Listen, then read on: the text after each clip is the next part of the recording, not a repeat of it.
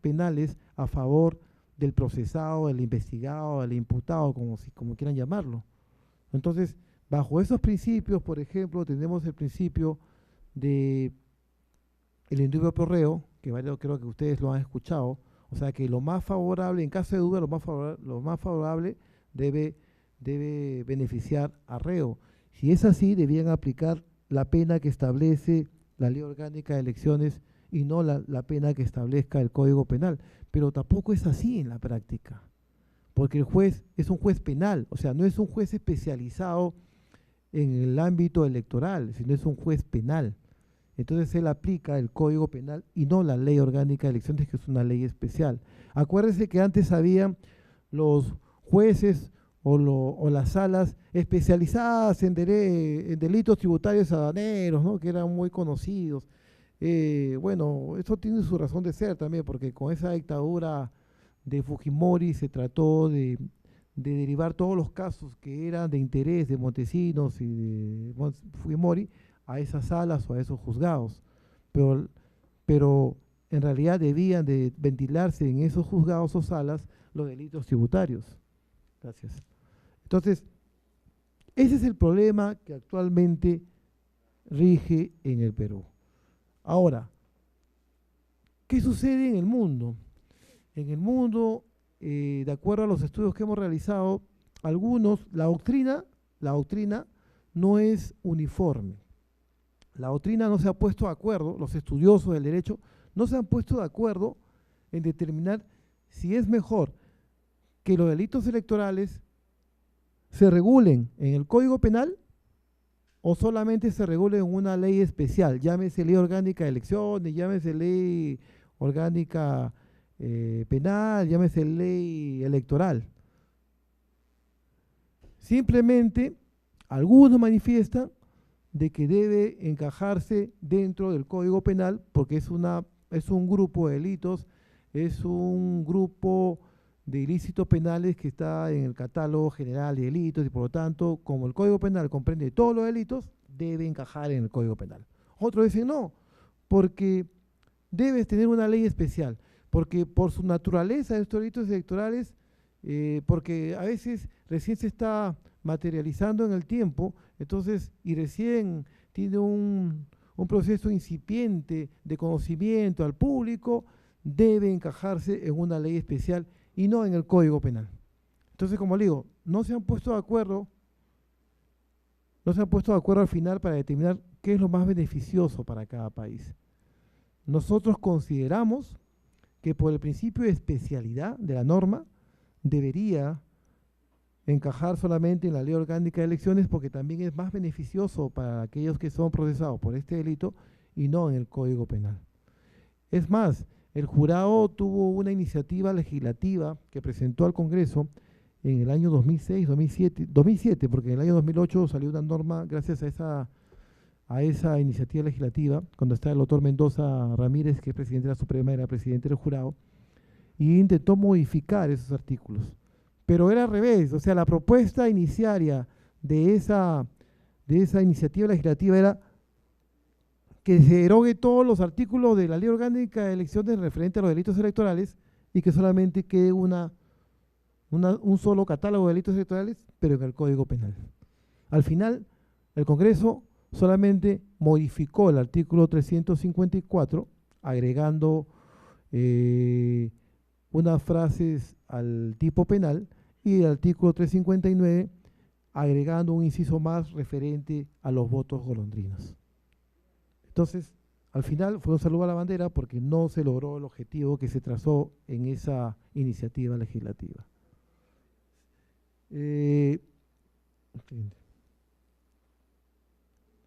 Miren, acá vemos un cuadro, lamentablemente está un poco pequeño, de cómo legislan los países los delitos electorales.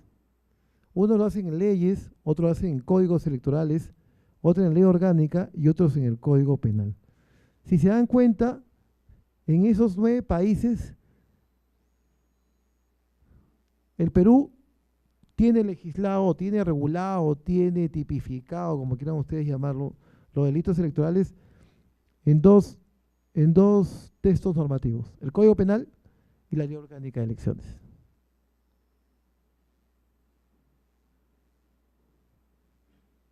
Otros como Bolivia en código electoral, en uno solo, igual que Costa Rica, igual que Paraguay, igual que República Dominicana. Entonces, como digo, nosotros consideramos que debería normarse los delitos electorales en un solo texto normativo y no en dos. Sí. Ahora sí pasemos a analizar las conductas previstas. Hay un error de tipeo ahí. Conductas previstas en el Código Penal y en la Ley Orgánica de Elecciones. Perturbación o impedimento del proceso electoral. Acá, este delito está contemplado tanto en el Código Penal como en la Ley Orgánica de Elecciones. En el Código Penal está en el artículo 354 y establece una pena no menos de 3 años ni mayor de 10 años, mientras que la Ley Orgánica de Elecciones lo contempla en el artículo 384, inciso B, donde la pena es no menor de 1 año ni mayor de 3 años. Miren la diferencia que hay en una misma conducta. De 3 a 10 años y el otro es de 1 a 3 años. Es bastante, ¿no? Son 7 años de diferencia. Ese artículo fue modificado porque con esta iniciativa de Jurado Nacional de Elecciones se agregó 2 palabras más al texto, o sea, al texto expreso, al precepto legal del artículo del delito de perturbación e impedimento del proceso electoral, incluyendo también porque decía aquel que perturba los procesos, ¿no? Los procesos electorales de congresistas, de elecciones municipales. Entonces, no estaban las revocatorias ni los referéndums. Los referéndums o consultas populares. Entonces, esos 2 procesos fueron incluidos en el año 2008 con una modificatoria a ese artículo. Y ahora sí se comprende también la perturbación del proceso electoral en cuanto a consulta popular o referéndum. Después tenemos el delito de impedimento del ejercicio de derecho de sufragio. Artículo 355 del Código Penal, una pena no menor de 1 año ni mayor de 4 años. En la Ley Orgánica de Elecciones, artículo 388, inciso B, la pena es no menor de 1 mes ni mayor de 1 año. Es más baja, ¿no? 3 años menos. Después tenemos el delito de inducción a no votar en hacerlo en sentido hacerlo en sentido determinado, lo que llaman también corrupción electoral. El Código Penal establece una pena para este delito de no menor de 1 año ni mayor de 4 años, pero este delito no está contemplado en la Ley Orgánica de Elecciones. Aquí quiero detenerme un poco. Cuando hacíamos labores de fiscalización, cuando yo era abogado de la Procuraduría, abogado asistente, una vez nos fuimos a Puno y nos informaron que había una persona que estaba candidateando a un distrito de Puno y que estaba regalando botas. En otra ocasión nos dijeron que estaba regalando dinero, no se comprobó. Y en otra ocasión nos dijeron que estaba regalando polos, pantalones, ¿no? Para que la gente vote por él. Pero acá es bien difícil que este delito pueda comprobarse, porque el voto es secreto. O sea, el voto no se sabe cómo lo va a ejercer el ciudadano. Porque yo puedo agarrar y le puedo decir a Juan Pérez, oye Juan Pérez, vota por mí, por favor, yo estoy postulando a un distrito X. Yo te voy a regalar unas botas, pues por favor, mira aquí, apóyame. Ya, le dice, señor, no hay problema, deme las botas. Ya, le doy las botas y después se desaparece. O después va a votar y puede votar por otro candidato. ¿Y cómo yo compruebo que él, en base a lo que yo leí, votó por mí? No hay. O sea, es un poco difícil. ¿No creen ustedes? Al final, por favor, al final. El otro delito es el suplantación de votante. Está contemplado en el Código Penal, en el artículo 357, no menor de 1 año ni mayor de 4 años. El artículo 386 de la Ley Orgánica de Elecciones, no menor de 6 meses ni mayor de 2 años. ¿Cómo se llama? Este delito contempla 3 situaciones. Primero, que vote por otra persona. Segundo, que vote 2 veces. Y tercero, que vote estando impedido de hacerlo. ¿Correcto? En el primer supuesto, que vote por otra persona.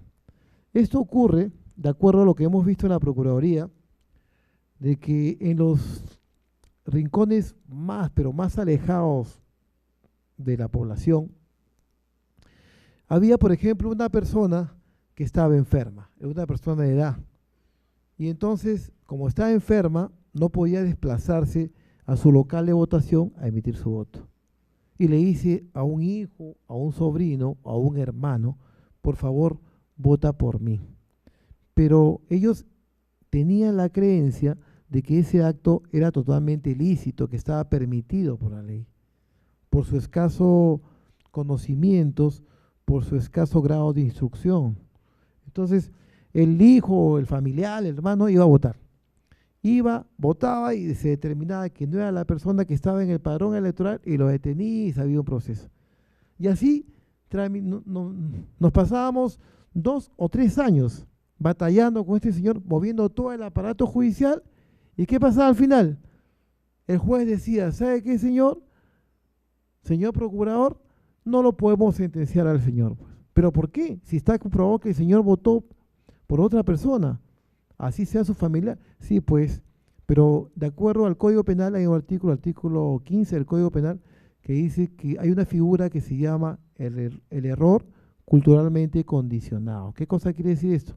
Que si la persona comete un acto ilícito creyendo o teniendo la convicción que está permitido por ley de acuerdo a sus escasos conocimientos o grado de instrucción, entonces está exento de responsabilidad penal. Vale decir que no tiene responsabilidad en este delito y por lo tanto el juez debe de dejarlo libre. Y así pasaba, hasta que hubo una comunicación fluida entre la Procuraduría y la Dirección de Educación del Jurado y se comenzaron a hacer eventos para prevenir esta clase de conductas ilícitas, para informar a la población que no debían votar por un familiar, por más que sea una persona incapacitada, por cuanto eso constituye un ilícito penal. Y así se fue superando esa brecha de este delito que cuando yo llegué acá en el año 97 a la Procuraduría, era el que tenía el mayor índice de perpetración, ¿no? De que se había cometido. En cuanto al que vota 2 veces, bueno, hay gente que se quiere pasar de vivo, ¿no? Y va y quiere votar 2 veces y al final es detectado por los miembros de mesa y se le formula la denuncia correspondiente. Entonces hay que tener bastante cuidado, ¿no? Y aquel que vota cuando está impedido de hacerlo, ¿no? Pero ¿qué sucede, por ejemplo, si... ¿Qué sucede, por ejemplo, si yo soy miembro de mesa y yo vivo, por ejemplo, en Los Barracones, pues, del Callao? Y yo conozco que Juan Pérez está condenado, pues. Está condenado por delito de violación, por ejemplo, y está preso. Si está condenado, se le suspenden sus derechos civiles y políticos por la pena privativa que se le ha puesto. Pero, ¿qué pasa si se me acerca Juan Pérez? No sé cómo hace, si escapa o arregla con los policías. Estamos poniéndose un supuesto, no estoy diciendo que sea así, y viene. Y entonces yo, como MMS, lo conozco, porque vive a 2 puertas de mi casa, en la quinta donde vivo. Entonces digo, no, el señor no puede votar, porque está impedido, si está suspendido sus derechos civiles y penales. Entonces ahí no habría delito, ¿no?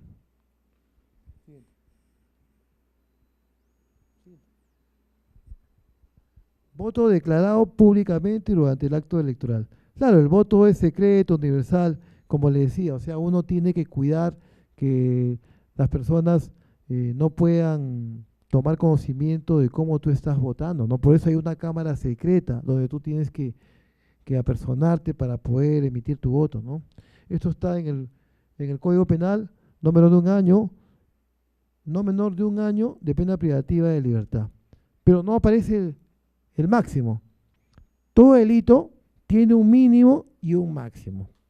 Si es así, como no lo dice la norma, tenemos que remitirnos a la parte general del Código Penal, donde establece cuáles son los parámetros de la pena privativa de libertad.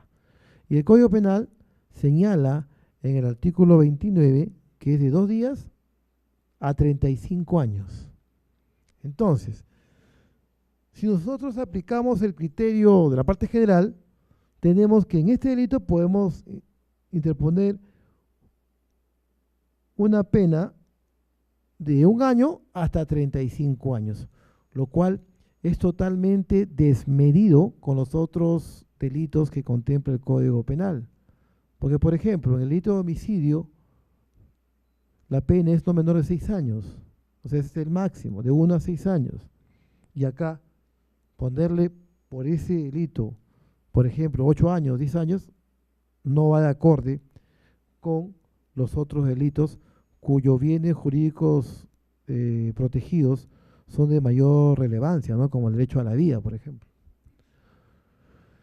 Otro delito es atentados contra el derecho de sufragio, artículo 359 del Código Penal. La pena es no menor de 2 años ni mayor de 8 años.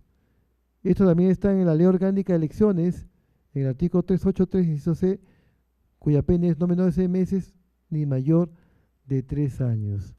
Acá, estos atentados contra el derecho de sufragio se refiere pues a aquellos que destruyen ánforas, a aquellos que destruyen células de sufragio, ¿no? Aquellos que de alguna manera alteran el resultado de las elecciones. Son varios incisos que están en el artículo 359 del Código Penal. Y la modificatoria que sufrió este artículo fue en el año 2008, donde se le incluyó ya el delito de votos golondrinos propiamente dicho, que es cuando una persona cambia de domicilio para favorecer a otro y perjudica los resultados de unas elecciones y perjudica en todo caso el padrón electoral, más conocido también como la transhumancia en otros países, ¿no? Esta figura. Ahora, pero ustedes me dirán, señor, pero ese artículo fue modificado en 2008, ¿correcto? En 2008 recién lo incluyen como un delito propiamente dicho con el nombre de votos golondrinos. Y antes se cometían los votos golondrinos, pero ¿cómo lo denunciábamos? O sea, ¿qué delito invocábamos para poder denunciar ese delito? Nosotros, antiguamente, antes que haya esa modificatoria del año 2008, denunciábamos falsedad genérica, 438 del Código Penal, ¿no? Que establecía de cualquier manera, falsea una información, unos datos, ¿no? Será reprimido con pena privativa de libertad tal. Entonces, de todas maneras, aplicamos algunos artículos del Código Penal para que los delitos cometidos no queden impunes, ¿no? Siguiente. Otras conductas ilícitas en la Ley Orgánica de Elecciones. Obligar a un elector a firmar una lista de adherentes a un partido político o para la presentación de una candidatura. Artículo 385. La pena es no menor de 2 años ni mayor de 6 años. Y 30 días multa, inhabilitación. La inhabilitación generalmente se aplica a los funcionarios públicos, ¿eh? A los funcionarios públicos, a los militares, a los policías. Impedir que el ciudadano pueda integrar un jurado electoral especial. La pena es no menor de 2 años ni mayor de 5 años. Pero acá también la Ley Orgánica de Elecciones tiene una técnica legislativa poco apropiada para el tema. Acá dice que aquel que impida que un ciudadano pueda integrar a un jurado electoral especial, o aquel que instigue para que no pueda integrar un jurado electoral especial, será reprimido con esa pena. Ya esa frase de instigador o aquel que instigue ya está de más, porque nosotros sabemos que en la parte general del Código Penal se establece que tanto el instigador como el autor tienen la misma pena. Entonces, ya está de más esa forma de redacción del tipo penal, ¿no? Otro es propaganda electoral en horas que está suspendida. La pena es no menor de 2 años. Claro, pues ustedes ven cómo las calles paran llenas, ¿cómo se llama?, de propaganda electoral, y después todavía hay que pedir que las retiren después de las elecciones porque la dejan ahí y todo eso, ¿no? Expendio de bebidas alcohólicas o quienes organizan reuniones o manifestaciones en horas de prohibición. No menor de 6 meses, más pena de multa e inhabilitación. Y solo pena de multa cuando se abstiene injustificadamente de integrar un jurado electoral especial o cuando un ciudadano, habiendo salido sorteado por entre una mesa de un sufragio, no concurre a su instalación. Claro, hay 2 multas, pues. O sea, si yo soy sorteado, miembro de mesa, y aparte de eso, no voy a votar, tengo 2 multas. Una por instalación, como miembro de mesa, y otra por no votar. Entonces, tienen que tener mucho cuidado aquellos que son miembros de mesa, salvo que presenten su dispensa acá al jurado, pero ya saben que es por enfermedad o por estudio, pero tiene que ser debidamente justificada y documentada, ¿no? Sí. Otras conductas ilícitas en el Código Penal. Estas conductas no están dentro del capítulo de delitos electorales. ¿Pero por qué las traigo a colación? Porque se producen como consecuencia de las elecciones, ya sean regionales, presidenciales, ¿no? Congresales, municipales. La falsa declaración del procedimiento administrativo. Este delito tiene que ver con las hojas de vida de los candidatos. Nosotros, en el año 2006, hemos interpuesto 3.000 denuncias por este delito. En el año 2010 hemos interpuesto 500 denuncias por este delito, más que las denuncias de delitos electorales propiamente dichas. Al final va a haber un cuadro de los delitos electorales del año 2006, que son 314, 304 los delitos electorales, solamente delitos electorales, ¿eh? Sin embargo, miren la diferencia que hay con el delito de falsa declaración en procedimiento administrativo. Es bastante, ¿no? De 304 delitos, puramente delitos electorales, a 3.000 denuncias por delito de falsa declaración en procedimiento administrativo, es bastante. Los candidatos, a veces por querer tener mayor aceptación o por ser mejor vistos por la población, insertan en su hoja de vida datos falsos.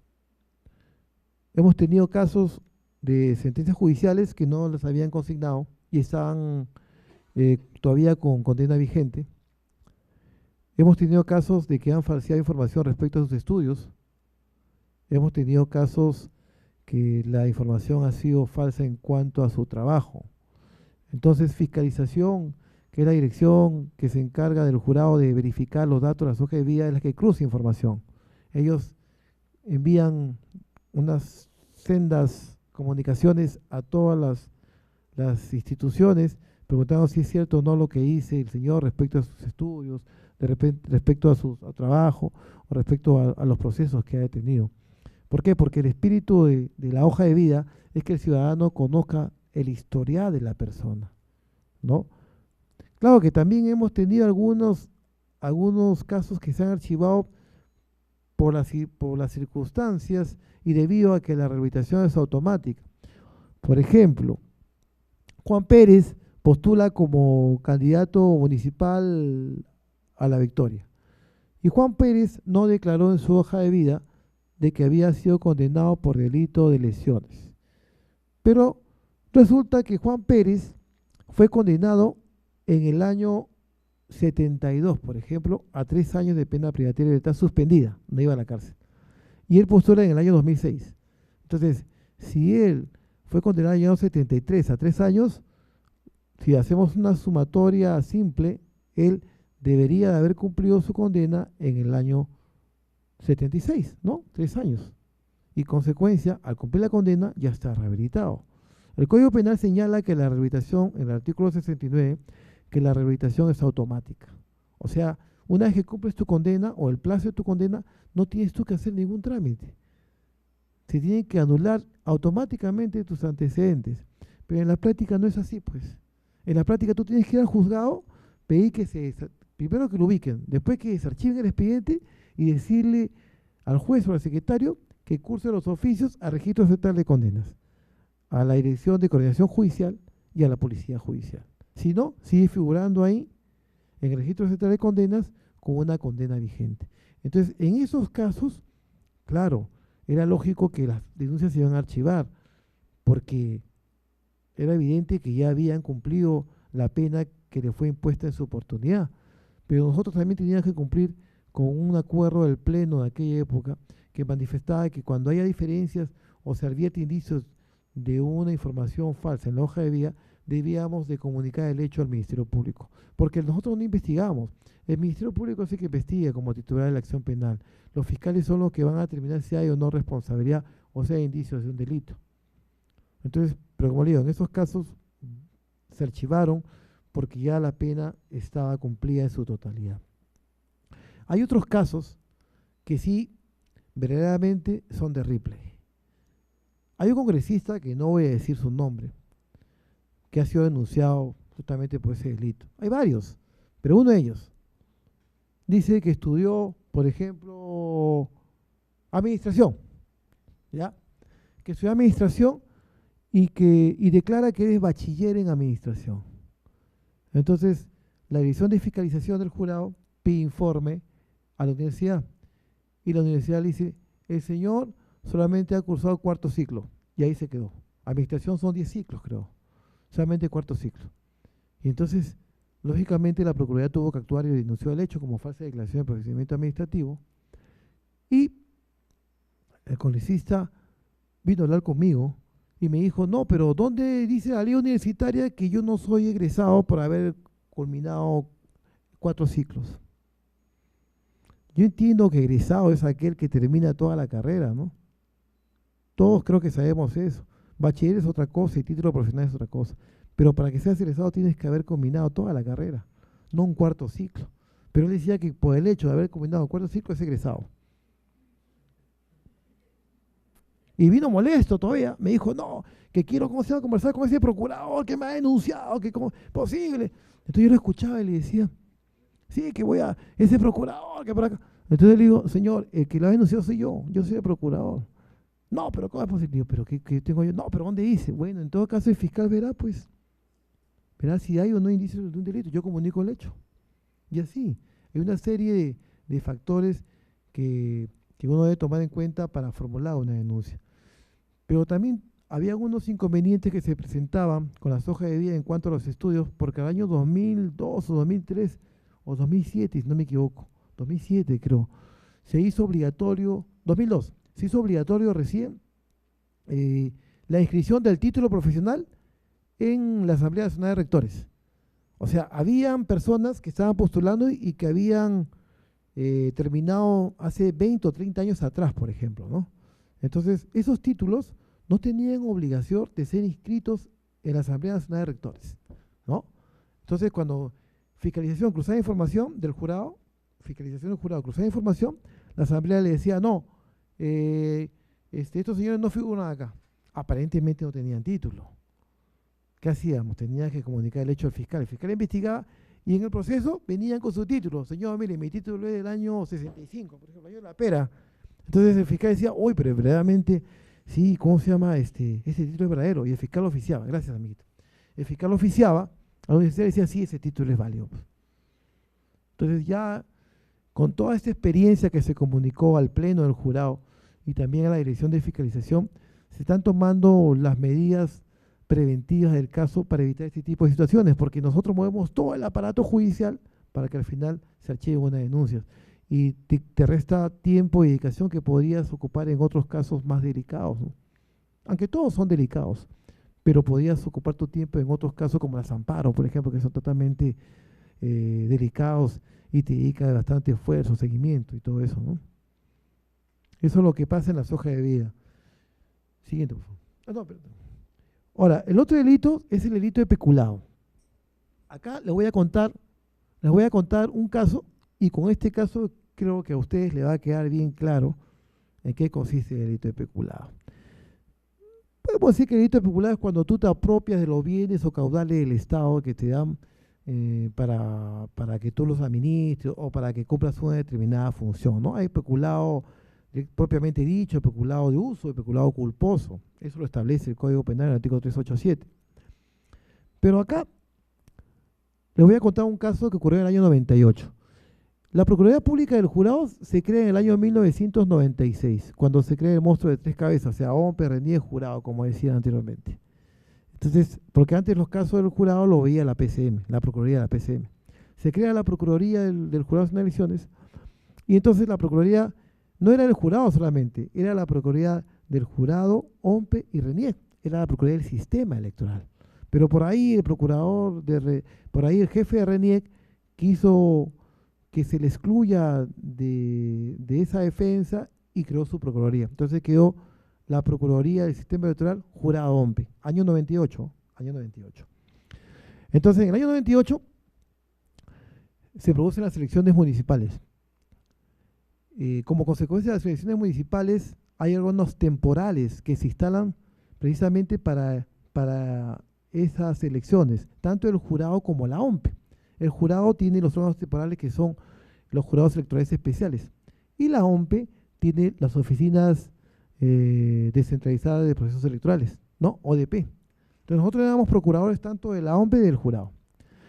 Y se designa a un magistrado que se llama Ricardo Perata Ostolaza, hasta ahora me acuerdo, en el año 98, como jefe de la ODP de San Martín. Y resulta que el señor Ostolaza era un alto, blancón, colorado, ¿no? Era un señor de edad. Y parece que tenía cierta inclinación por las chicas jóvenes, ¿no? No sé si era casado o no. Y entonces se produce un concurso de belleza. Miss Lamas.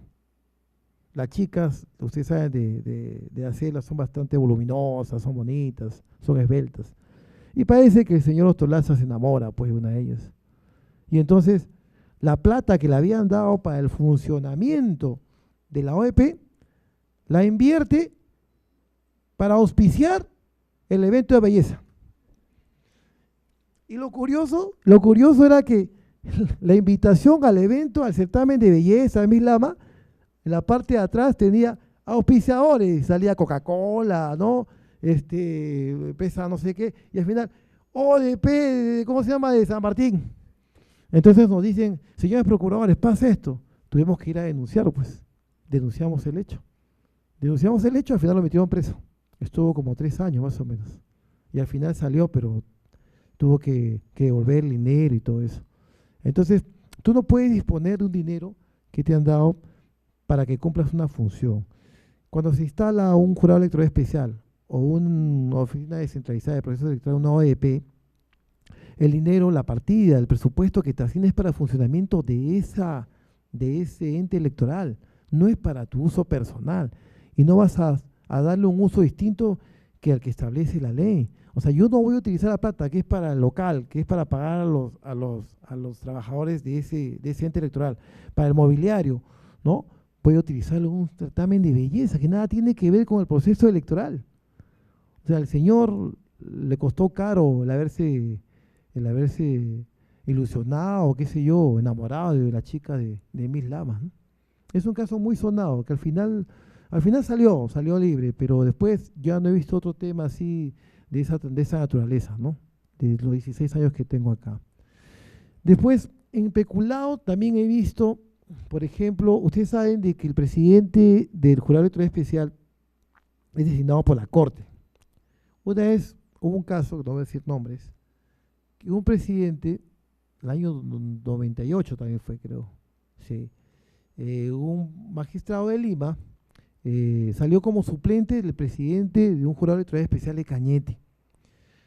Y entonces, el presidente del jurado electoral Cañete electo estaba enfermo, creo, y no puede asumir. Entonces, el accesitario, el suplente, asume. Pero el señor vivía acá en Lima, tenía que irse a Cañete. Pero el presidente de la Corte de Cañete, al parecer era su amigo, le dijo, oye, ¿sabes qué, hermano? Vente, por favor, apóyame. Y el señor le dijo, bueno, ya, pues voy para allá, pues. Y se fue como presidente del jurado electoral especial. El cargo de presidente es irrenunciable, o sea, no puede renunciar. Y eso lo dice la propia ley. Se fue para allá y se le dio un presupuesto para que funcione el jurado electoral especial, ¿no? Una partida, ¿no? Al final de ese presupuesto tiene que rendir cuentas. Dio las cuentas y le dicen, señor, acá, ¿no? En el jurado, señor, usted ha rendido cuentas de esto que se le dio, por ejemplo, 8.000, 10.000, no sé, ¿no? Eh, Tiene un saldo por devolver de 1.200. ¿Por qué? Porque esos 1.200 los había aplicado a su estadía allá, o sea, al alquiler de un cuarto para él allá, ¿no?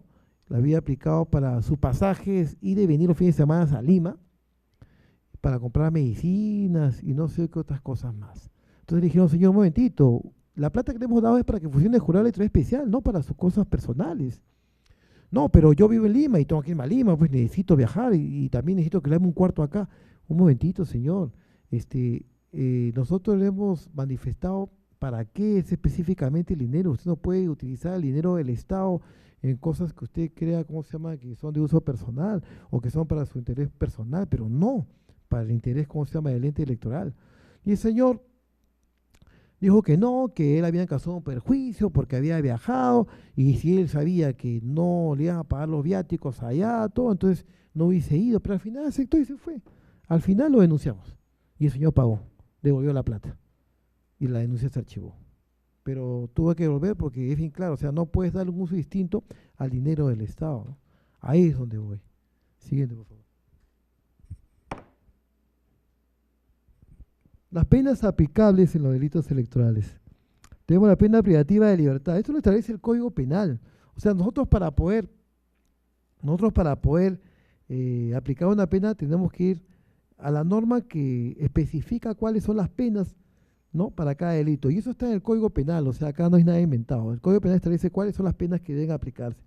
La pena privativa de libertad, que puede ser efectiva o puede ser suspendida condicionalmente, ¿no? O sea, efectiva es cuando el juez dice, ¿sabes qué? Tú vas a cumplir tu condena en un centro penitenciario. Llévenselo allá, ¿cómo se llama? A Lurigancho, San Pedro o a Castro Castro, ¿no? Y suspendida condicionalmente es cuando yo agarro y digo, ya, no, tú no vas a irte a un penal, vas a cumplir tu condena afuera. O sea, vas a estar en la calle, vas a tener libertad de locomoción, de desplazarte de un lugar a otro. Pero eso sí, estás sujeto a ciertas reglas de conducta, ¿no?, que es parte de la sentencia condenatoria. Tienes que venir a firmar todos los fines de mes, no puedes cambiarte de domicilio, no puedes frecuentar lugares de dudosa reputación, tienes que pedir autorización al juez para salir del país en caso de que quieras irte al extranjero unos días, ¿no?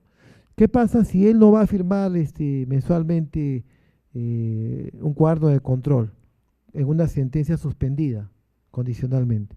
Entonces el juez puede revocarle la condicionalidad y puede hacerle efectivo, o sea, lo puede traer el pescuezo y lo puede meter a la cárcel.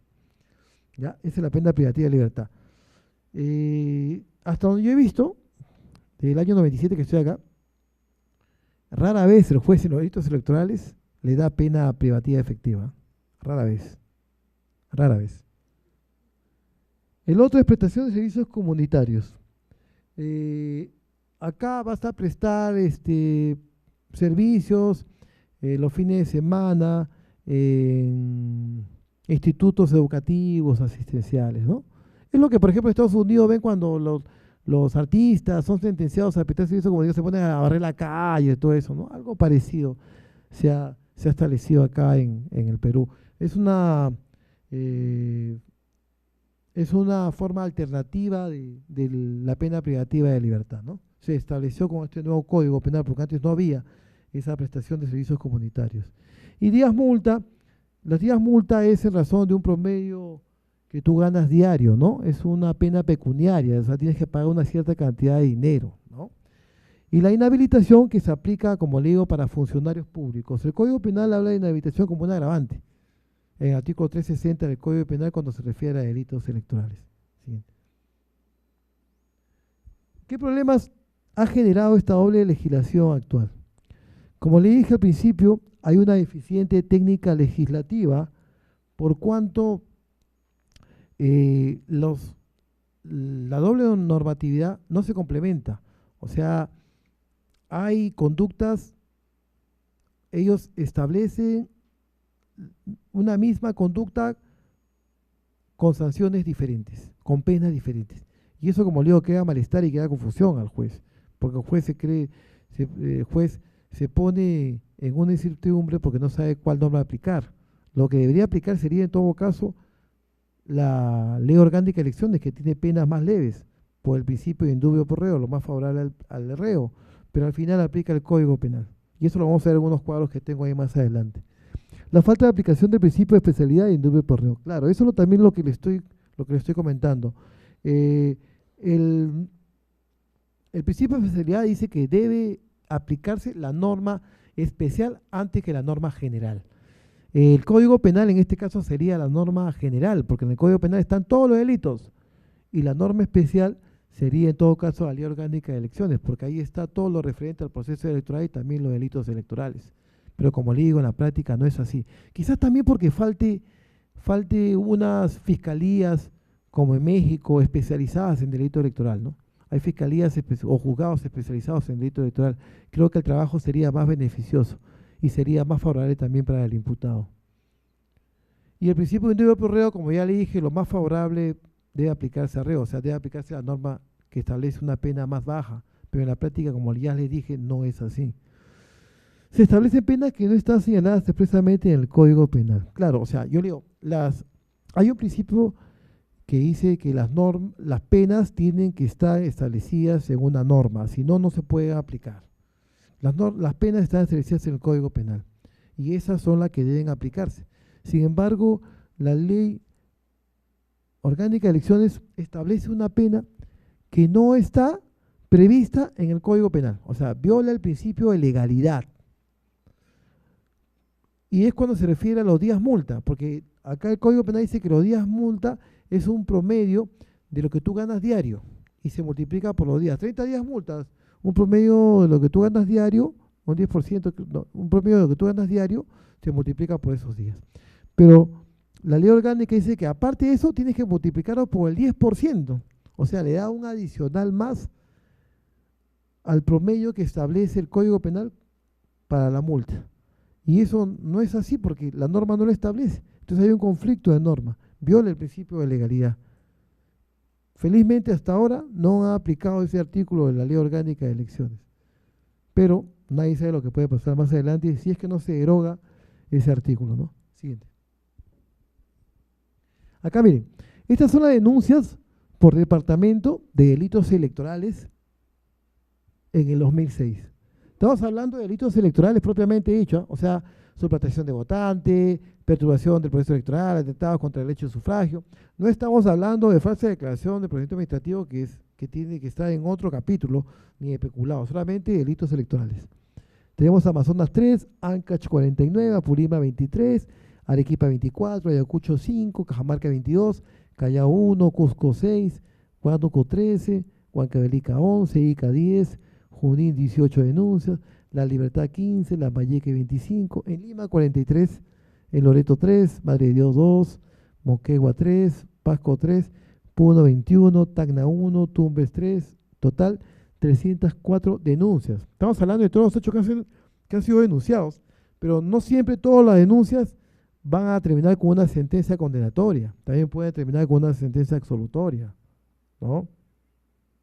O también pueden terminar por prescripción, por el transcurso del tiempo que impide la imposición de una pena, claro, porque la ley a ti te da un plazo o un término para que tú lo juzgues a Juan Pérez y le pongas una pena, ¿no? Y si pasa ese plazo, entonces ya no tienes opción de hacer eso, simplemente el proceso se archiva.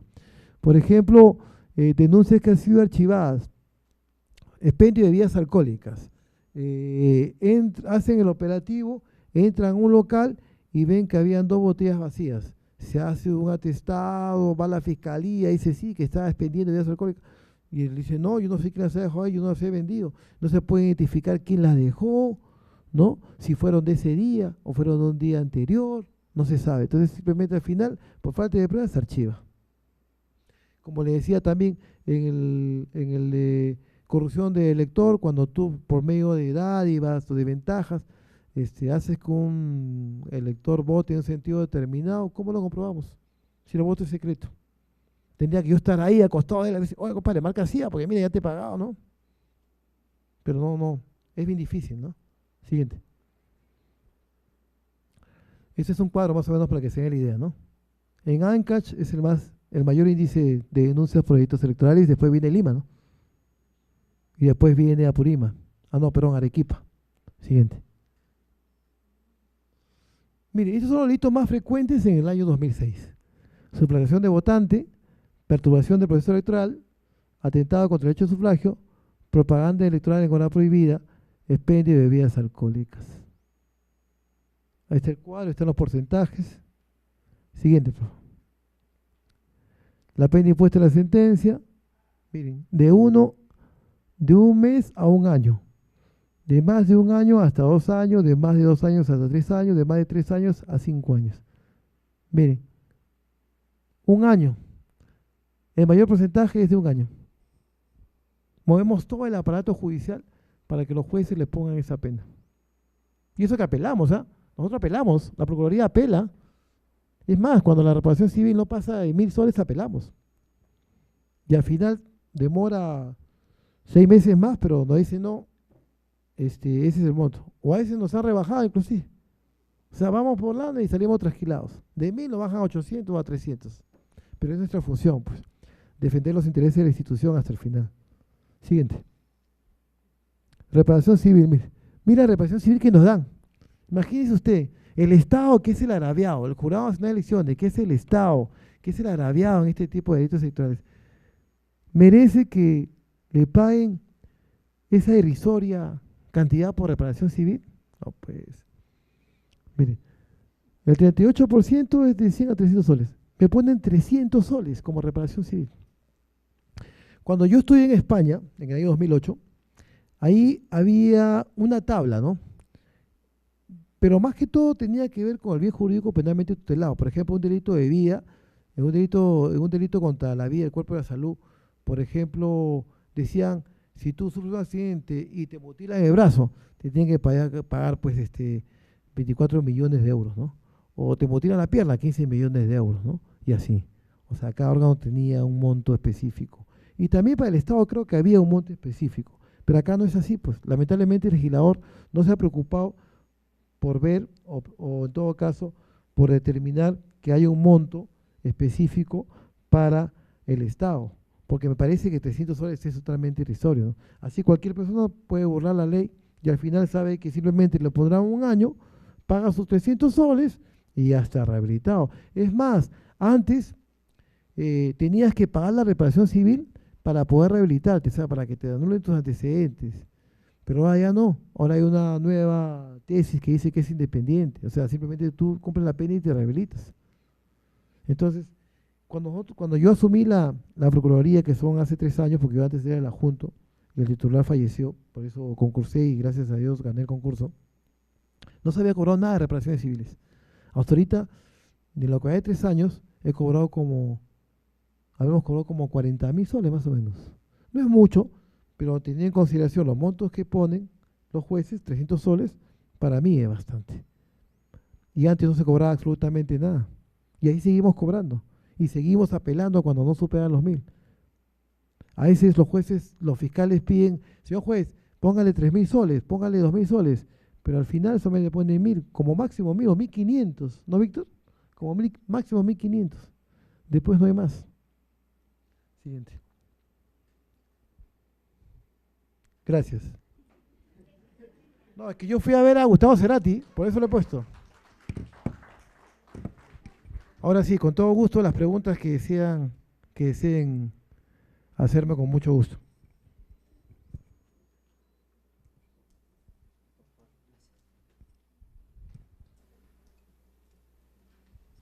Aló, buenas noches, señor expositor, público en general. Tengan todos muy buenas noches. Bueno, son varias las preguntas. Quería preguntarle más que todo sobre el voto golondrino. ¿Existe alguna sentencia, existe algo legal para impedir esos votos golondrinos? Porque hay en muchos distritos, provincias, que vienen candidatos con una serie de personas bueno, pues hablemos, ¿no?, de Lima, ¿no? De acá de Lima se dan mucha gente a provincias para que ganen en su distrito. Entonces, debe de haber esa sanción estricta, porque esa misma gente siguen votando hasta ahora. Yo conozco en un distrito que ese alcalde ha ganado por votos golondrinos y sigue ganando. Otro, sobre la propaganda electoral. Para mí, en sí se debe evitar la inscripción de más de 12 partidos políticos en las elecciones.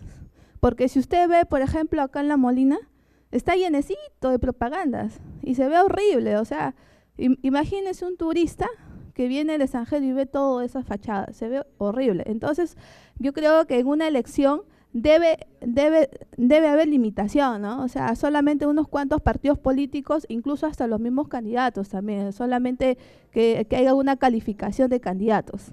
Otro, usted habló sobre las conductas del delito, sobre las hojas de vida, ¿no? Que muchos dan falsa declaración. Bueno, mi pregunta es, por ejemplo, ahora que en estas elecciones municipales he visto en la portal que hay muchos que no llenan sus hojas de vida, los tienen en blanco, por ejemplo, ¿no? Si han tenido propiedades, tienen carros, cuánto ganan mensual, no lo ponen. Entonces, ¿existe alguna sentencia porque no llenen eso? Otro.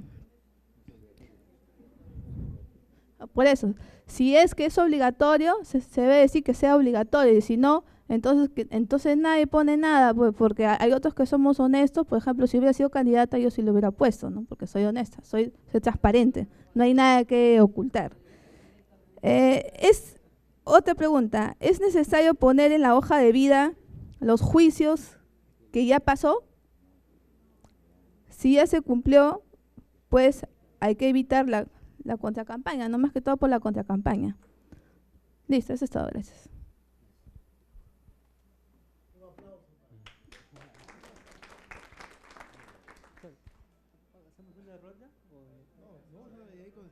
¿Cuál es su nombre? Perdón. Pamela. Vamos a ver. Primero, votos golondrinos. El padrón electoral se cierra varios meses antes de las elecciones, ¿correcto? Entonces, fiscalización de acá el jurado es la que hace la verificación antes que se cierre el padrón de las personas que dicen que viven o no viven en un determinado territorio o circunscripción. Y eso lo comunica a RENIEC para que RENIEC tome las acciones pertinentes. En ese caso de votos golondrinos, lo que tienen que hacer la denuncia directamente es el RENIEC, la Procuraduría de RENIEC. La RENIEC es la que formaliza, en todo caso, porque él advierte que hay un cambio brusco de localidad de ciertos electores. Yo en este año, con el director de fiscalización del jurado, pedimos a RENIEC cuántos votos golondrinos cuántas denuncias por votos golondrinos se habían interpuesto para poder apersonarme también, ¿no? Y ahí nos dijeron más o menos habían como 180 denuncias. Pero recién, anteriormente, en la Procuraduría, habrá habido 1 o 2 votos golondrinos que fueron denunciados y fueron sentenciados, porque se comprobó efectivamente que habían justamente manipulado ese cambio de domicilio para favorecer un resultado de una elección. Pero es bien difícil también comprobarlo, ¿eh? Ahora, yo me acuerdo que cuando hicimos una charla en Huaraz, mucha gente también decía, no, pero el señor Juan Pérez es voto golondrino porque ha venido a votar acá y él no vive acá. Pero ojo, o sea, yo puedo también, hay que tener cuidado, porque por ejemplo yo puedo vivir acá en Lima y no modificar el domicilio de mi DNI, y yo soy de Huaraz, y entonces yo trabajo en Lima y para las elecciones tengo que venir a votar acá. Ahí no es voto golondrino, ojo, ¿eh? Entonces es algo que hay que tomarlo con pinzas, ¿no? Pero ten la seguridad que el jurado y el RENIEC están trabajando en forma conjunta para poder tomar mecanismos más preventivos de este ilícito penal.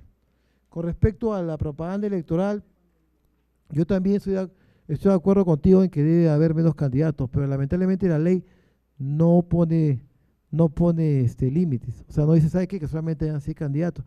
Es como, por ejemplo, los bancos. Alguien me dijo una vez cuando yo conversaba con un economista que para que un sistema financiero sea sólido y un pueblo tenga mayor accesibilidad a los créditos, debe haber solamente 4 o 5 bancos, no más.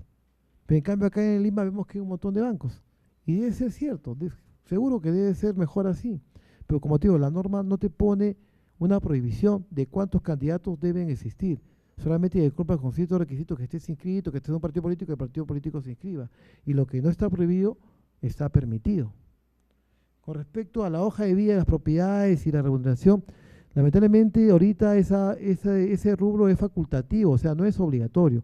Se ha pedido ya una modificatoria a esa hoja de vida, entiendo yo, para que sea obligatorio, pero mientras tanto sigue siendo facultativo, entonces no tendrían por qué ponerlo. Es más, yo te digo una cosa, si yo fuera candidato, yo tampoco pondría. ¿Sabes por qué? Porque como es facultativo, yo tendría que guardar la seguridad de mi familia, porque yo tengo 2 hijos pequeños, ¿no? Y tengo una esposa. Y ahorita hay una inseguridad tremenda en Lima. Entonces, porque todo eso se cuelga y cualquiera puede entrar y puede ver qué propiedades tiene y comienza a hacerte seguimiento con todos estos delincuentes que hay actualmente en Lima y te pueden, ¿cómo se llama? Te pueden hacer daño, por robar, te pueden hacer daño a ti o a tu familia. Entonces, yo entiendo que por eso no lo ponen, ¿no?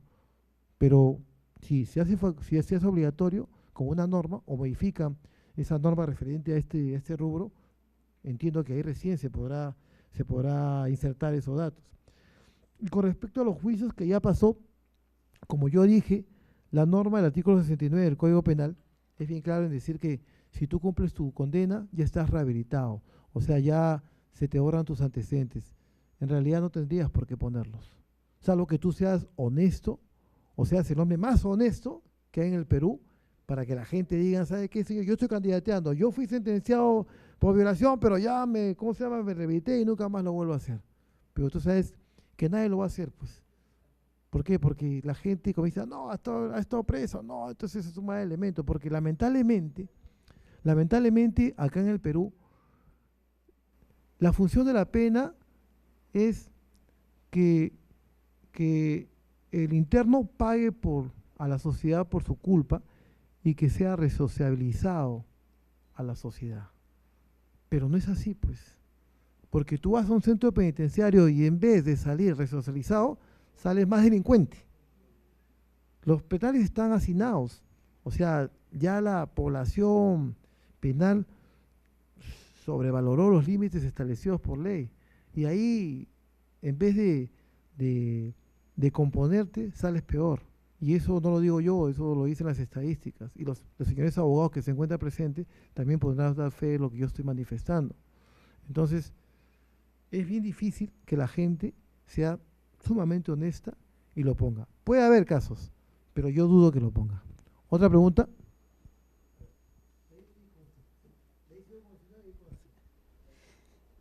Dos preguntas. La primera, en el Perú es un delito, que tengo por información, que es un delito ponerse algún grado que no haya uno estudiado y firmar documentos. Ya. ¿Qué pasa con el candidato Castañeda que ha hecho las obras y se ha puesto como doctor? ¿Qué pasa en el supuesto de Alan García y de muchas autoridades? Porque normalmente nuestro nombre es, o lo que figura en la ley de nosotros es nuestro nombre, que es del DNI. ¿Ya? ¿Qué pasa en esos casos? ¿No es un delito cometido? ¿Ya? Y la otra pregunta es respecto a los candidatos cuando van a la mesa a votar. Normalmente, ¿qué tiempo pueden estar en la mesa? Porque algunos llevan periodistas, otros se demoran, enseñan su voto, todo eso.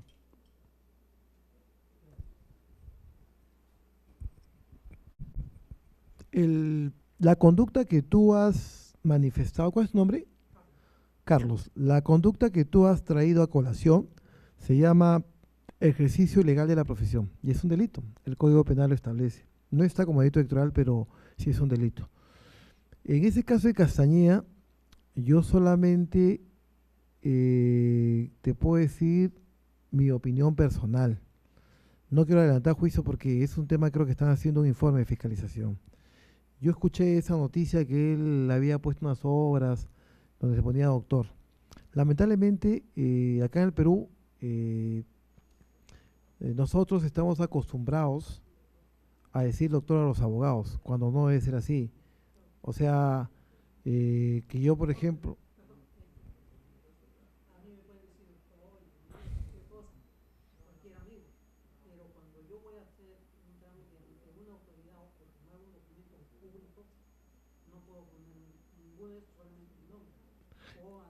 Claro, o sea, Si tú firmas como doctor, entonces podría darse, no estoy diciendo que es así o no, pero podría darse una irregularidad ahí. Y tendría en todo caso que ser investigado.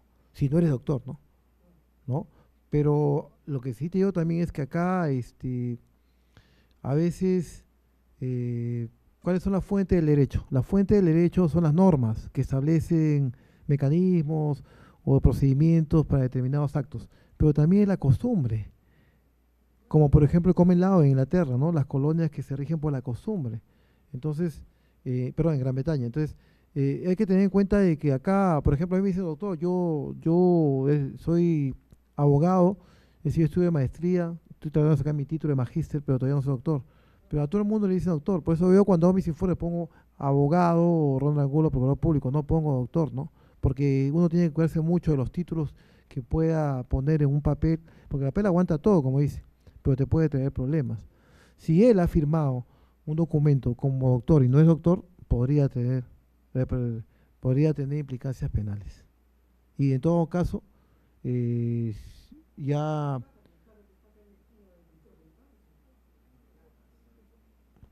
pero en todo caso, ahí, ¿quién sería el agraviado? ¿El jurado? No. Ya, pues, entonces,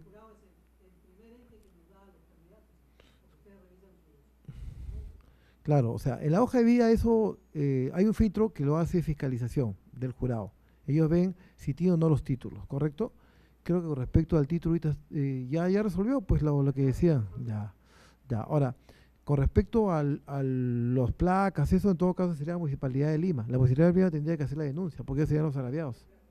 Pero no han hecho la denuncia, entiendo yo, porque también no, Ministerio de Educación no, no tiene que ver el Ministerio. ¿Y cuál es el otro? ¿Cuál es el otro?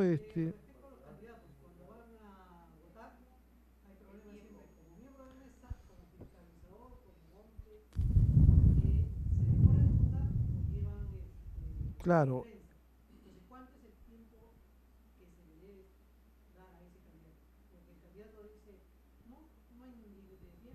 lo que pasa, claro, lo que pasa es que no hay un tiempo establecido, pero tiene que ser rápido, ¿no? O sea, no te vas a demorar, por ejemplo, una hora para votar, ¿no? Porque es sencillo, solamente tú ubicas ahí a cuál es tu candidato de preferencia y votas.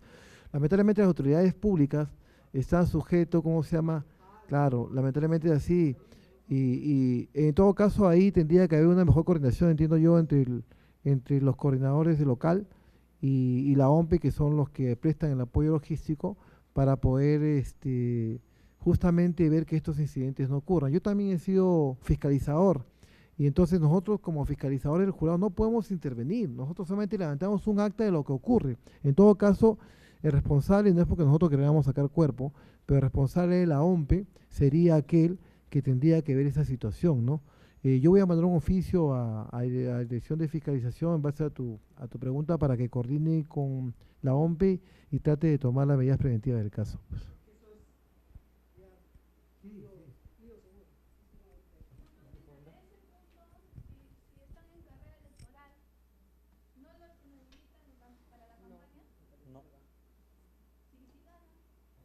No, igual no. No les necesita, no pasa nada. Muy buenas noches. Mi pregunta era sobre corrupción electoral y votos golondrinos. Una manera de demostrar que ahora se da mayormente en los votos golondrinos es que muchos se les paga y se les hace fotografiar el voto. ¿Qué medidas toma el Jurado Nacional de Elecciones acerca de la persona que toma cámara de su foto? ¿O se le puede inhabilitar al personero del partido político que hace presión para que voten? En caso de los alcaldes reeleccionistas, a las personas que trabajan, se les hace que voten y que lleven una foto con su cámara de celular. ¿Qué medidas toma el Jurado Nacional de Elecciones, la OMPE, sobre eso?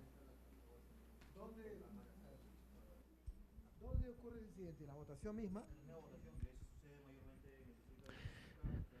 Mira, ahí, o sea, los delitos electorales se cometen antes, durante el comicio y después del comicio. Si se cometen en el comicio, entonces se va a levantar un acta, porque hay un fiscal de prevención de delitos dentro del local. Él tiene que levantar el acta y pasarlo a la fiscalía, ya no al jurado, sino el mismo fiscal, por eso hay un fiscal, lo pasa al fiscal de turno penal. El fiscal de turno penal tiene que haber una investigación. Pero no se le puede inhabilitar a una persona porque acuérdate que acá se aplica el principio de presunción de inocencia. O sea, tienes que estar condenado para acreditar efectivamente que eres una persona que ha cometido un delito. Mientras no haya, sí pues, pero lamentablemente es así. Por ejemplo, los alcaldes cuya vacancia se solicita, para que den la vacancia tiene que estar condenado por delito doloso. No puede ser que un alcalde esté con un proceso abierto y que esté en la etapa del juzgamiento y decir, ya sabe que vácalo, no pueden vacar, porque se aplica el principio de presunción de inocencia. Lamentablemente, nos guste o no, las leyes hay que respetarlas no solamente cuando nos favorezca, sino cuando nos perjudique. Y ahí en realidad, como te digo, aplicando el principio de presunción de inocencia no podría inhabilitarse, salvo que sea condenado.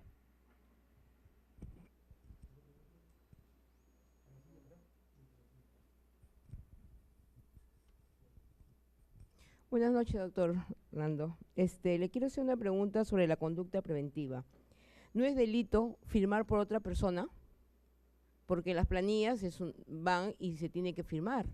Entonces, ¿cómo le pueden dar solamente un año o meses cuando ha firmado y es penado, ¿no?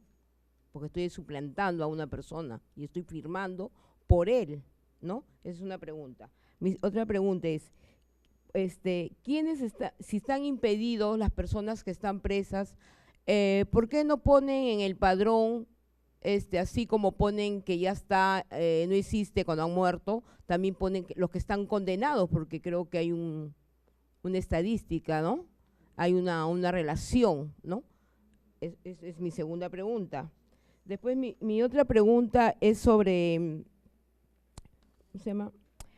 ¿Por qué el jurado acepta a candidatos que están procesados o están siendo procesados judicialmente o están presos? Yo sé que todavía una persona no… Se culpa a la persona cuando es juzgada, ¿no? Cuando está con condena. Solamente ahí no puede ir a candidatear, ¿no? Pero ahorita ya hay, con el nuevo código, se entiende que ya están deteniendo a la persona y está yendo presa hasta que tomen unos 6 meses, 8 meses, como se está viendo el caso ahora. Creo que ahí también el código ha tenido, el jurado también debería cambiar esas reglas, ¿no? Esas leyes. Sobre el voto golondrino, bueno, en el mes de abril que tuvimos una reunión, una maestría, y estuvo el director de la RENIER, el jurado de la OMPE. El voto golondrino no se puede establecer, ¿por qué? Porque son voluntades de las mismas personas, ¿no? Porque creo que no le ponen un puñal ni un cuchillo para que diga, ¿sabes qué? Yo voto por mí, vota por mí, y le pagan, ¿no? Y entonces ellos van a ser pagados o van a ser dados terrenos, y después lo venden y eso lo llevan. Y ellos toman foto, como acá el señor dice que tienen que tomar foto, algunos que se aseguran para poderle pagar, pero nosotros no podemos denunciarlo, porque el que tiene que denunciar es directamente la persona, y la persona creo que ya está aceptando él mismo su culpa porque está siendo pagado, ¿no? Lo que deberían hacer, como yo digo, el DNI, como es el certificado de supervivencia, el certificado domiciliario, cuando uno va a solicitar el DNI, llevar pues que vayan a constatar si la persona vive ahí o no vive ahí, o también, no, como usted dice, no necesita que vive, porque yo trabajo en otro sitio y tengo mi dirección en tal sitio, ¿no? Pero tengo mi bien, figura ahí que es su bien, ¿no? A mí me parece que eso debe ser, ¿no?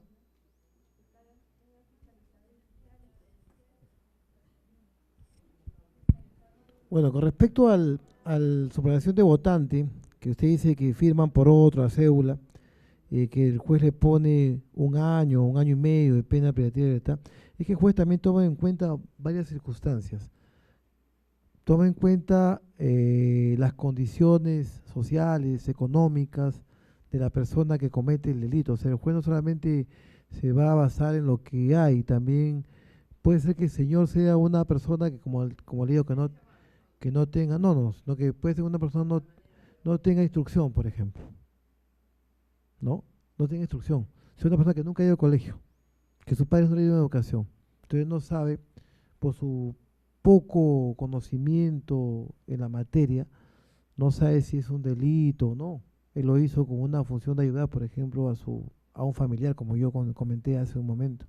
Entonces, por eso el juez le pone esa pena. El juez tiene que ver también la circunstancia del hecho, cómo ocurrió. De repente tu pariente está enfermo, de repente estaba con una parálisis y por no pagar la multa le dijo que vaya. Entonces son varias circunstancias que el juez toma en cuenta, circunstancias que agravan el hecho o circunstancias que hacen que el hecho no sea tan grave como son atenuantes, ¿no? Con respecto a la depuración del padrón de condenados, le cuento.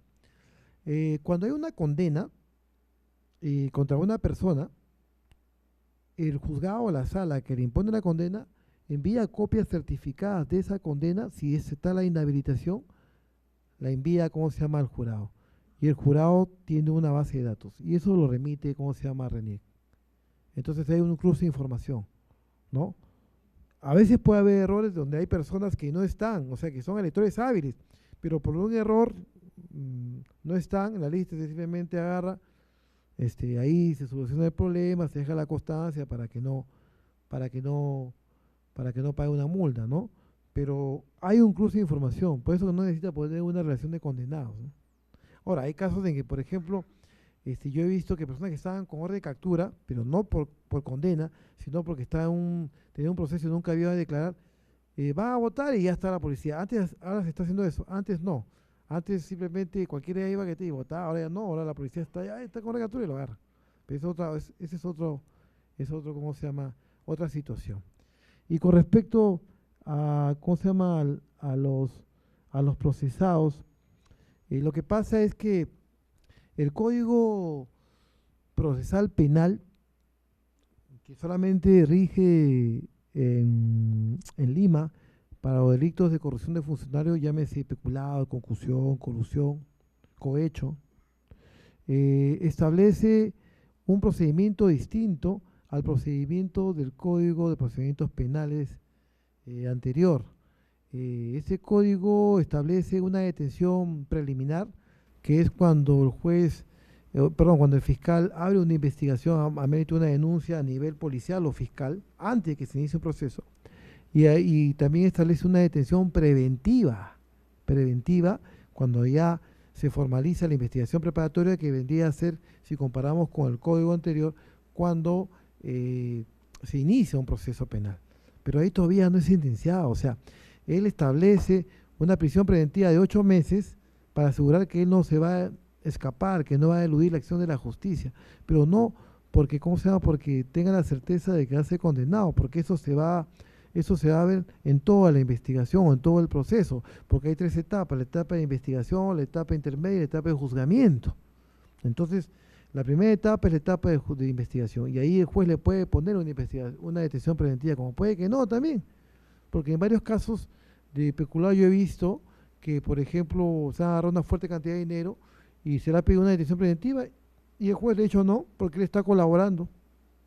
Entonces, es criterio jurisdiccional, eso queda a criterio o a discreción del juez. Nosotros no podemos intervenir ahí, pero como le digo, mientras que no sea condenado se aplica el principio de presunción de inocencia. Mientras que no esté condenado. Está mal dada, pues. Sí.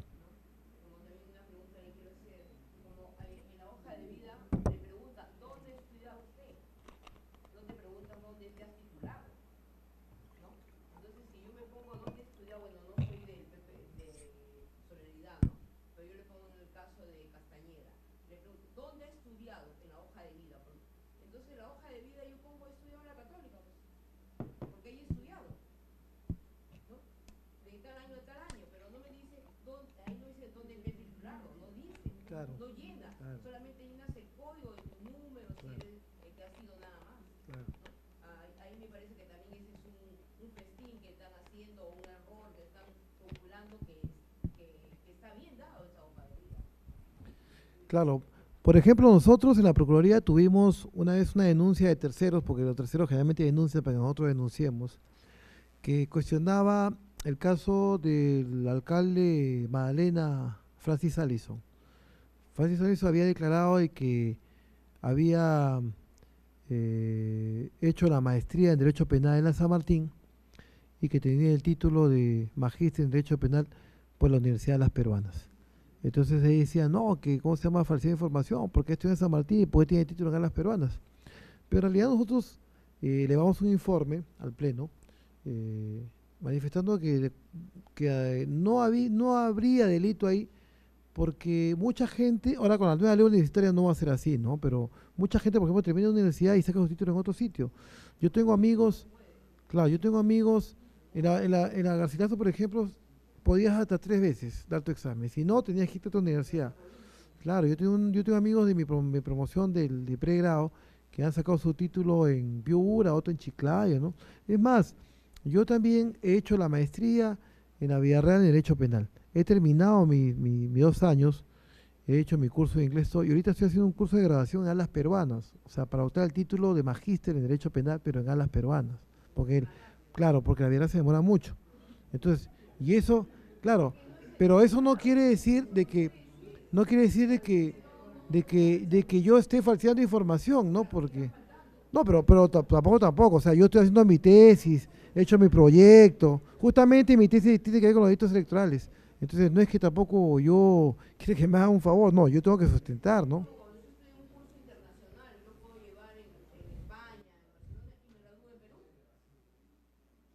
Claro.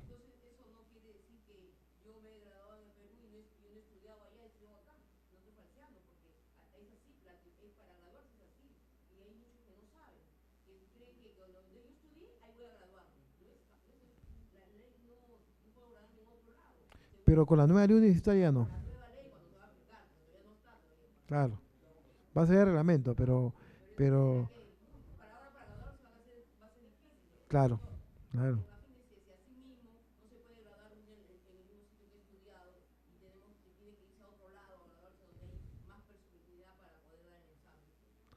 Por eso uno tiene que tomar en cuenta determinados factores y tiene que tener mucho cuidado con los actos que realiza como procurador o en todo caso la Procuraduría. Por ejemplo, en 2006 cuestionaba mucho los títulos de Kuczynski y de Toledo, porque no están inscritos en la Asamblea Nacional de Rectores, pero esos títulos han sido en el extranjero. Entonces, si nosotros hubiésemos tomado el criterio de que aquellos títulos que no están inscritos, todos los títulos que no están inscritos en la Asamblea Nacional de Rectores, tenemos que denunciar, son falsos, hubiésemos tenido que denunciar a ciertas personas, pero no es así tampoco, ¿no? Porque en el extranjero, para pedir información a veces te la dan, a veces no. Pero como le digo, con la nueva ley universitaria, volviendo al tema, ya la cosa va a cambiar, ¿no? ¿Otra pregunta?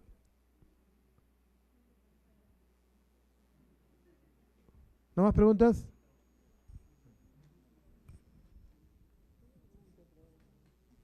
Buenas noches, señor doctor. Una pregunta especial.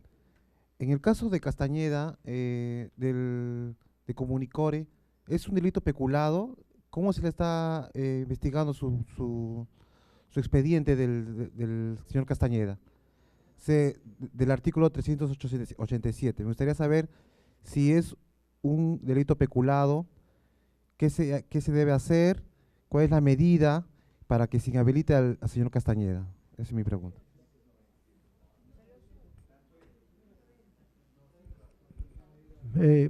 ¿Cuál es su nombre? Roberto.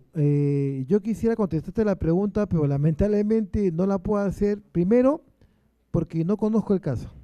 O sea, lo que yo pueda enterarme a través de los medios de comunicación no es suficiente para yo darte una opinión como abogado o como procurador. Es como un médico. Un médico, para decirte lo que tiene primero que revisar. Entonces, yo no conozco el caso, no sé cuáles son las pruebas que hay, no sé qué es lo que en sí se está imputando. Aparentemente, al hablar de peculado, entiendo que debe ser que hay una apropiación indebida de los caudales del Estado. Pero más de eso no conozco. Y no es un delito electoral. Cuando yo hablé de peculado, pero cuando la plata del jurado, o sea, del jurado que le daba a un presidente de jurado especial para que funcione su jurado electoral especial. Claro, y él se lo agarró. Pero hay varias circunscripciones o varias dependencias del Estado, y cada una tiene su procurador. O sea, el Ministerio de Educación tiene su procurador, el Ministerio de Justicia tiene su procurador. En lo que concierne al jurado, no está vinculado el tema de Comunicore. Por eso, la disculpa del caso, pero como motivo no puedo darte una respuesta concreta y exacta del tema porque no lo conozco muy bien.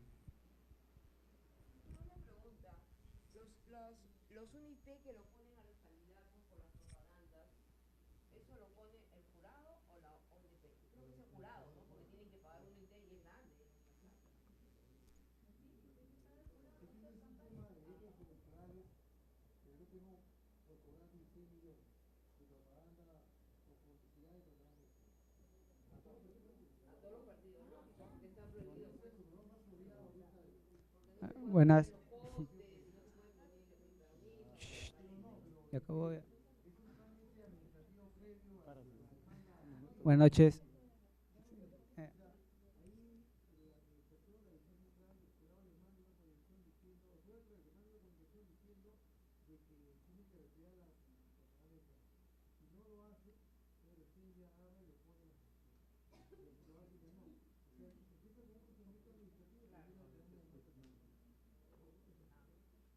Eh, Buenas noches. Hay un caso en San Juan de Legancho sobre el inhabilitado Carlos Burgos y quisiera hacerle dos preguntas sobre este caso. Este, Pese a esta inhabilitación, Carlos Burgos sigue haciendo propaganda, campaña terrestre, eslogan, todo tipo. ¿Eso incurre en un delito o una falta? Y otra pregunta que se desprende es que Carlos Burgos ha presentado un recurso extraordinario ante el Poder Judicial. Y si el Poder Judicial le da la razón, ¿no sería una especie de con- contrapoder el Jurado Nacional de Elecciones y el Poder Judicial? Sí, un conflicto, exacto, un conflicto.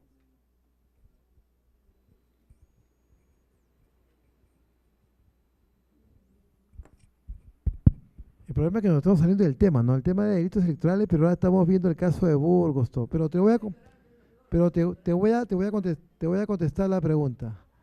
Este, sí, pero lo que pasa es que yo tengo que tener mucho cuidado en lo que digo acá, porque como yo veo los casos no puedo adelantar opinión, o sea, yo estoy viendo los procesos, yo veo todos los juicios, ya sea delitos electorales, acción de amparo, nulidad de cosas de jugada fraudulenta, nulidad de contencioso administrativo, juicios laborales, todo, ¿no? En lo que respecta a Burgos, si él está ahorita fue vacado, entiendo, ¿no? No, él fue tachado y el jurado desestimó su apelación y confirmó la tacha, ¿correcto? Ya. Entonces, él presentó recurso extraordinario. Eso en todo caso ya es un tema jurisdiccional que el pleno del jurado, que son magistrados honestos, correctos, imparciales y que no se dejan manipular por ningún tipo de presión, van a resolver conforme a ley y conforme a los criterios que ya optó el pleno del jurado. O sea, pero el recurso extraordinario solamente ve forma, o sea, no ve fondo, ¿ah? O sea, hay que determinar que no ha habido, que ha habido una afectación al debido proceso. ¿Qué quiere decir esto? Que ha habido afectación al derecho de defensa, al derecho de contradicción o al derecho de la doble instancia. Entonces, rara vez yo he visto acá que hay recursos extraordinarios que son fundados, ¿no? Pero es un tema jurisdiccional que yo no lo veo. Yo solamente veo juicios. En todo caso, el Pleno tomará la decisión más ajustada a la ley. Y lo que sí te puedo decir es que Burgos tiene 3 denuncias por la Universidad Inca Garcilaso de la Vega, por Yehude Simons y por el que habla. Y las 3 han sido acumuladas. Y ahorita está en etapa de ampliación de la etapa de la instrucción, de la investigación, en un juzgado penal. Entonces ese proceso todavía va a seguir, ¿no? Porque se cuestionaba mucho que él había estudiado en un colegio, al final no, y tenemos documentos que, que, que están siendo meritados por el juez y que en su momento él los va a valorar y dictará la sentencia correspondiente, ¿no? Eso sí te puedo decir. Y con respecto a lo otro, si viene haciendo propaganda electoral, tendrían que comunicarle al jurado electoral especial de esa localidad o de ese sector para que lo emplace a que quite la propaganda electoral, si es que no está permitida o si lo hace en lugares donde no debe hacerlo, para que en todo caso a él se le imponga la multa correspondiente. Pero igual, me ha puesto tengo más o menos tengo como 30 demandas interpuestas por él por nulidad de resolución administrativa por las multas, que estoy contestando.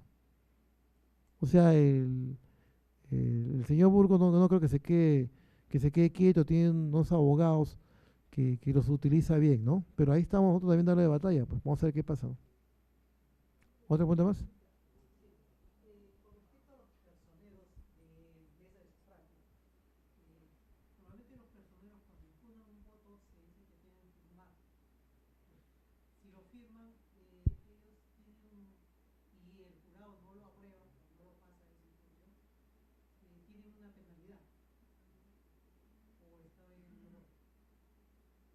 ¿Cómo?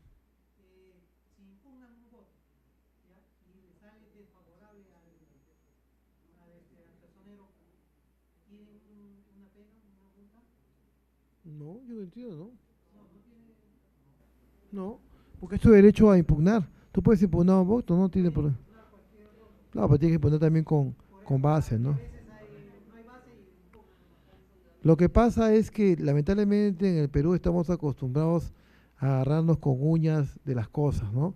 Y por ejemplo, un juicio, ya el juicio está ganado, pero la otra parte sigue poniendo un recurso de oposición, de apelación, no de reconsideración, a pesar de que la ley no prevé, ¿no? Pero es su derecho de defensa, pues, ¿no? Aunque ahora ya los magistrados están poniendo ya algunas multas a aquellos litigantes que dilatan innecesariamente los procesos, ¿no?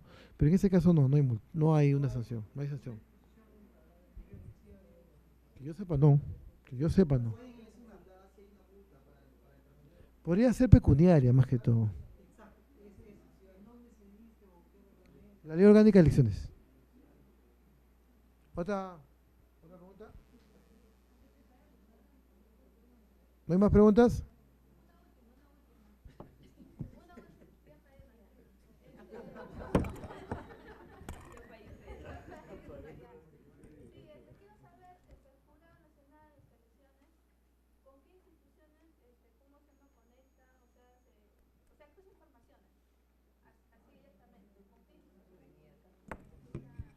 Bueno, eso lo maneja la Dirección Nacional de Fiscalización, pero yo entiendo que es con la Asamblea Nacional de Rectores, con el Registro Central de Condena, porque se firmó un convenio con el Poder Judicial, ¿no? Estaba viendo la forma de tener un convenio con el Ministerio de Educación, si no me equivoco, para los estudios, y también con algunas universidades también tiene convenios, con algunas universidades particulares, nacionales también, supongo, y con otras instituciones más. Pero ese dato, en todo caso, como te digo, lo sabe mejor el Director Nacional de Fiscalización, ¿no? El ingeniero Corodigua, porque es el que está atrás como sabueso de la información en las hojas de vida, ¿no? ¿Sí? A ver.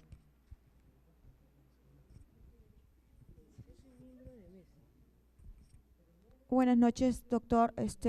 Quería hacerle una última pregunta, ya que usted anteriormente habló sobre los candidatos que tienen procesos pendientes. Tal vez, bueno, hay muchos candidatos que tienen procesos pendientes, pero 1, 2 o 3, pero hay otros, como en el caso de mi distrito, que tiene 48 procesos pendientes de mucho tiempo atrás y está a puertas de la reelección, e incluso utilizando toda la maquinaria de la municipalidad de la cual él rige, y a todas las personas que trabajan en la municipalidad, tanto por un partido que él anteriormente al cual pertenecía, y que a la fecha ahora ha pasado por 3, y en el último está al lado de Castañeda, ahora para agarrar el arrastre.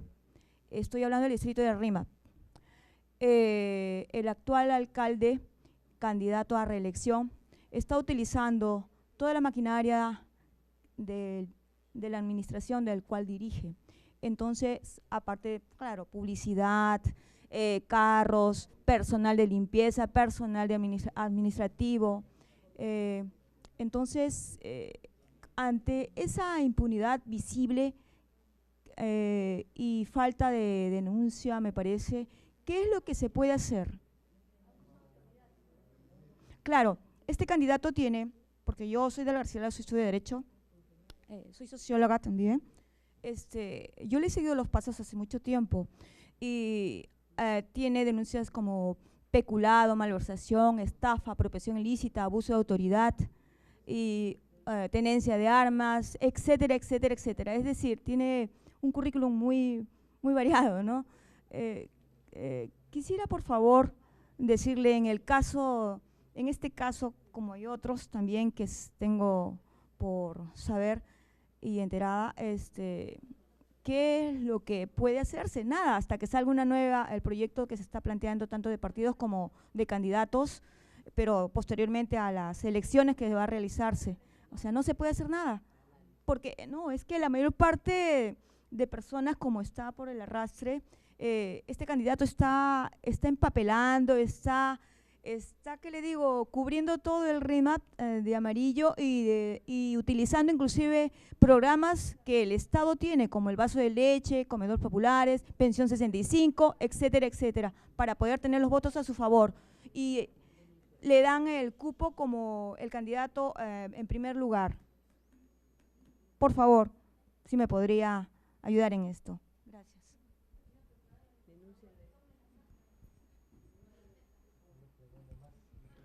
Lo que pasa es que nos hemos salido del tema, ¿no? Pero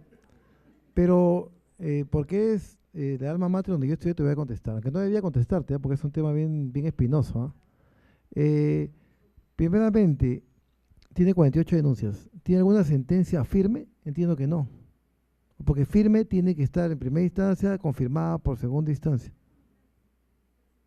Entonces, mientras que no esté con una sentencia firme, entonces podríamos decir que se aplica el principio de la presunción de inocencia. Nadie es culpable hasta que se demuestre lo contrario.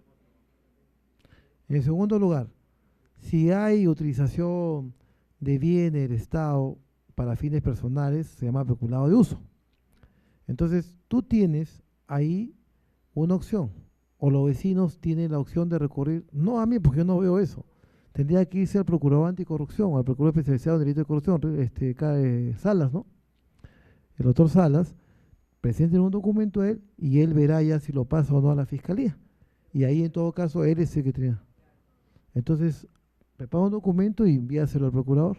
Y Cristian Salas verá si, si en realidad hay indicios o no de un delito y ya él tendrá que salir a juicio. Porque mira, con la nueva ley de defensa jurídica del Estado, inclusive nosotros, los procuradores de las diferentes entidades o ministerios, comunicamos un delito de peculado. Si, por ejemplo, se produce un delito de peculado ahorita, a partir del 2008, un delito de peculado en el jurado, yo tengo que comunicar ese hecho a la fiscalía. Yo denuncio el delito, pero una vez que denuncio, yo salgo de ese escenario. Porque de acuerdo a la nueva ley de defensa jurídica del Estado, el que tiene la competencia para ver los delitos de corrupción de funcionario es el procurador Cristian Salas, el procurador especializado en delitos de corrupción. Entonces, yo no podría participar. Y así ocurre con todas las instituciones del Estado que tienen un procurador. Entonces yo te aconsejo que si tienes medios probatorios, pero medios probatorios contundentes y objetivos, porque en lo penal te buscan pruebas objetivas. No es que no, que me dijo, que el otro me dijo, ¿no? O un testigo de referencia, no, que yo escuché que él dijo. O sea, si tienes tú las pruebas, presenta tu denuncia al procurador anticorrupción y ya él verá cómo la canaliza, pues.